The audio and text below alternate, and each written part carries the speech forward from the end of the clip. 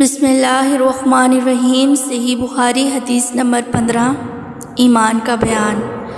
سند حدیث اور حدیث مبارکہ صلی اللہ علیہ وسلم۔